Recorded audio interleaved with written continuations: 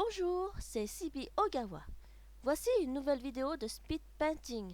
Mais avant de commencer, je fais une petite pub pour ma page Tipeee sur laquelle vous pouvez m'aider soit en m'offrant un tip, soit en regardant les vidéoclips dans le menu de droite. Alors, aujourd'hui, je vous présente l'œuvre phare de la mangaka Yoko Hanabusa, le manga Lady. On connaît ce manga en France sous le titre de Gwendoline, paru aux éditions Isan Manga en 6 volumes depuis 2015.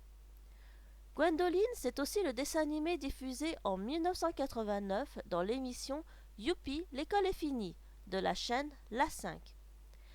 Il regroupe en fait deux séries télé, Lady Lady, les épisodes 1 à 21, et Hello Lady Lynn, épisodes 22 à 57. Ces séries sont produites par la Toei Animation et TBS en 1987. Si la première série colle assez bien au manga, c'est-à-dire un peu plus de la moitié du tome 1 de la version Isan Manga, la seconde série prend un chemin bien différent. En ayant pu trouver quelques extraits en version originale, j'ai pu constater qu'Isan Manga a pris le parti de prendre les noms de la version française de la série animée. Qu'en est-il donc de l'histoire? Gwendoline, ou Lynn en VO, a 5 ans et avec sa mère, elles partent du Japon pour vivre en Angleterre avec George Russell, vicomte de Marble, le père de Gwendoline. Malheureusement, un accident survient et sa mère meurt en la protégeant. Conduite au manoir de Marble où elle va habiter, elle fait la connaissance d'Annie, ou en VO, Sarah, qui est sa demi-sœur de 10 ans. Si dans un premier temps Annie repousse Gwendoline, les deux sœurs finissent par se prendre d'affection l'une pour l'autre. De son côté, George Russell est contraint par son propre père, le duc de Warbonne, de se trouver une nouvelle femme pour donner une descendance mâle à sa lignée. Le duc reconnaîtra alors Gwendoline comme sa petite-fille après ce mariage. C'est ainsi que George doit accueillir au manoir Madeleine, la baronne de Ribery, avec ses deux enfants, Antoine, ou Thomas en VO, et Marie. Ces nouveaux arrivants se croient déjà chez eux et mènent la vie dure à Gwendoline. Heureusement, leurs jeunes voisins, Arthur et Edward Brighton, sont là pour soutenir les deux jeunes filles. Ce qui est amusant dans cette version française, c'est que si Annie devient la femme d'Arthur, elle s'appellerait ainsi Annie Brighton, comme le personnage dans le manga et animé Candy Candy. Cette première partie de l'histoire va jusqu'au mariage de Madeleine avec George Russell. Pour le bien de la famille et sous l'influence de la baronne, Gwendoline fait un caprice pour retourner vivre au Japon. C'est là que les deux histoires prennent des tournures différentes. Dans l'animé, Annie et George comprennent les raisons du départ de Gwendoline et donc décident de rester ensemble en Angleterre en rejetant le mariage, mais perdent ainsi le manoir racheté par la famille de la baronne de Ribery. Annie part vivre avec le duc, son grand-père, dans son château, tandis que Gwendoline vit avec la sœur du duc qui aime beaucoup la jeune fille. Cette tante est un personnage complètement inventé pour l'animé. Si la baronne de Ribery est moins présente dans l'animé, c'est Marie qui représente un obstacle, car c'est elle qui manigance pour donner mauvaise réputation à Gwendoline. Mais cette dernière va se faire de nouveaux alliés et via une compétition d'équitation, afin de désigner la prochaine lady de son école, elle va non seulement se faire accepter par le duc, mais aussi réussir à récupérer le manoir de Marble. Dans le manga, Gwendoline va vivre au Japon auprès de ses grands-parents maternels. Le mariage entre George et Madeleine est effectif. De cette union naît un petit garçon du nom de Charles. Gwendoline participe à un concours hippique international qui lui donne l'occasion de rentrer un moment en Angleterre. Mais elle apprend que son père est dans le coma et Madeleine ne veut pas la recevoir au manoir. Il faudra beaucoup d'années pour que le duc reconnaisse la gentillesse de Gwendoline, et le malheur frappe encore la famille. Gwendoline connaît son premier chagrin d'amour.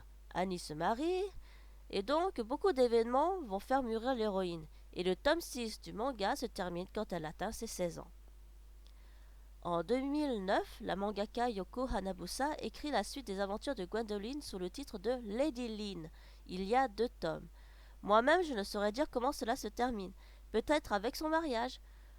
Tout ce que je peux dire, c'est que Gwendoline veut participer aux Jeux Olympiques et elle va se trouver un prestigieux coach, un baron. On reste toujours dans la noblesse anglaise.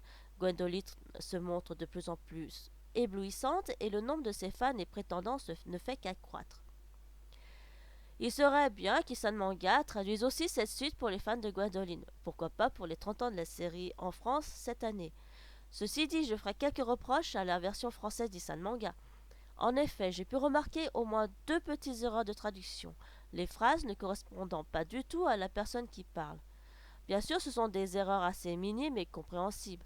En fait, la petite pointe pour montrer à qui appartient la bulle de dialogue est vraiment minuscule. Il faut parfois avoir des yeux de lynx. Couplé à ce problème, la langue japonaise ne donne pas une obligation d'utiliser des pronoms personnels. Normalement, quand il n'y a pas de pronom personnel explicite, on considère que l'interlocuteur parle de lui-même, mais des fois cela dépend du contexte. Sans doute que le traducteur n'a pas su voir qui parlait dans certains cas. Les mangas chez Isan Manga sont toujours traités comme des œuvres de collection, avec une couverture rigide et un grand format. C'est à peu près 30 € le volume de plus ou moins 400 pages. Si on est déjà fan de la série télé et qu'on a envie de lire le manga, cela ne pose pas de problème pour les nostalgiques de plus de 30 ans. C'est pourquoi Isan Manga a pris les prénoms de la version française de la série télé. Mais pour le faire découvrir à des adolescents ou des enfants, le format Isan Manga ne convient pas vraiment. Alors même que le manga de Gwendoline vise un public jeunesse, puisqu'on suit les aventures de Gwendoline de sa tendre enfance jusqu'à son adolescence. Bien sûr, personnellement, je suis heureuse qu'Isan Manga ait fait l'effort d'investir dans cette série et qu'ils aient à plusieurs occasions invité Yoko Hanabusa dans certains salons pour que les fans puissent se faire dédicacer un tome. Et je les remercie vraiment beaucoup. Voilà, j'espère vous avoir donné envie de plonger ou de vous replonger dans l'anime ou le manga. Si je pense à d'autres informations, je le mettrai en commentaire. Vous-même, n'hésitez pas à faire un commentaire ou mettre un pouce levé si vous avez apprécié la vidéo.